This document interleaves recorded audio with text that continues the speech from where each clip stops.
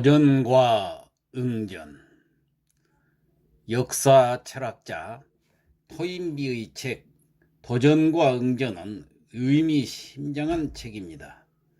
그 내용의 일부를 발췌해서 음미함으로써 도전과 응전의 역사를 이해하고자 합니다.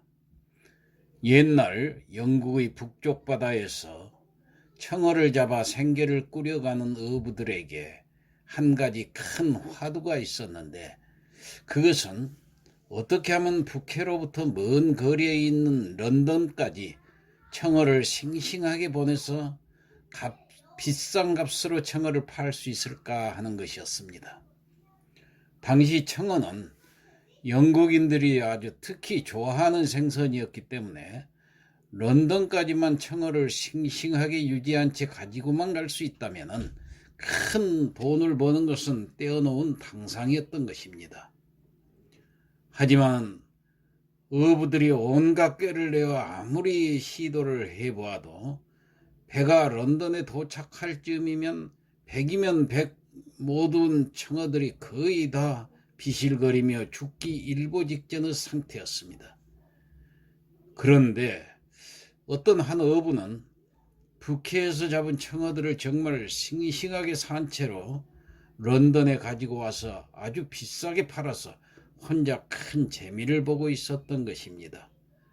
그를 아는 모든 동료 어부들이 그 비법을 물어보았으나 그는 자기만의 비밀이라고 절대로 가르쳐주지 않았습니다. 그러다가 어느 날 정말 어렵게 살아가는 한 동료를 가엾게 여긴 어부는 그 동료에게 자신만의 비법을 몰래 알려주었는데, 나는 청어를 넣은 통 속에다 물메기를 한 마리 같이 집어넣는다네 라고 말해 주었습니다.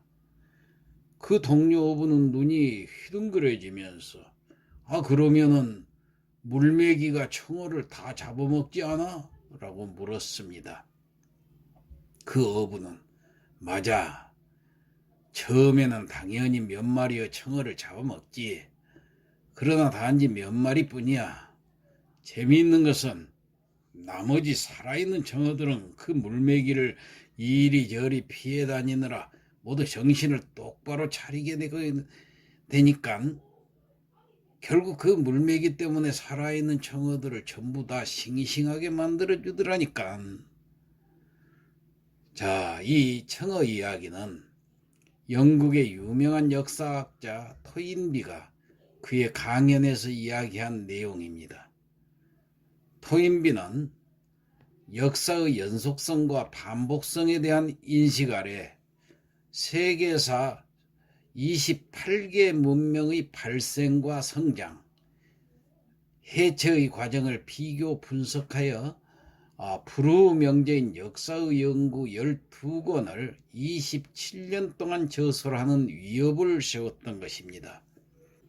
역사학자 기원전 480년에 태어났던 헤로도투스는 말하기를 이집트는 나일강의 선물이다라고 얘기를 했던 것처럼, 이집트 문명은 해마다 겪게 되는 그 나일강의 범람 때문에 태양력과 기하학, 또 건축술, 천문학이 발달하였다는 것입니다.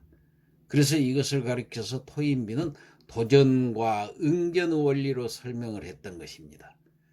역사적으로 자연 환경이 좋은 나라는 늘 발전해서 뒤처졌고, 고대 문명과 세계 종교의 발상지는 모두 척박한 땅이었습니다. 토인비는 이 가혹한 환경에 성공적으로 응전한 사례로서 이집트 문명이라든가 수메르 문명, 미노스 문명, 인도 문명, 안데스 문명, 중국 황하 문명 등을 들었던 것입니다. 반면에 잉카 문명이나 마야 문명, 메소포타미아 문명 등은 역사의 뒤안길로 흔적도 없이 사라져 버렸던 것입니다.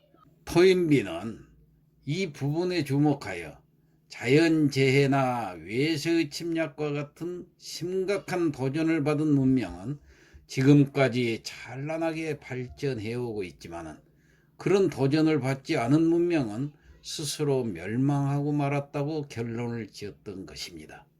이 도전과 응전의 역사는 우리 개인의 성공에도 그대로 적용이 되는 것입니다. 그래서 다음 시간으로 이어지겠습니다. 이상 마치겠습니다.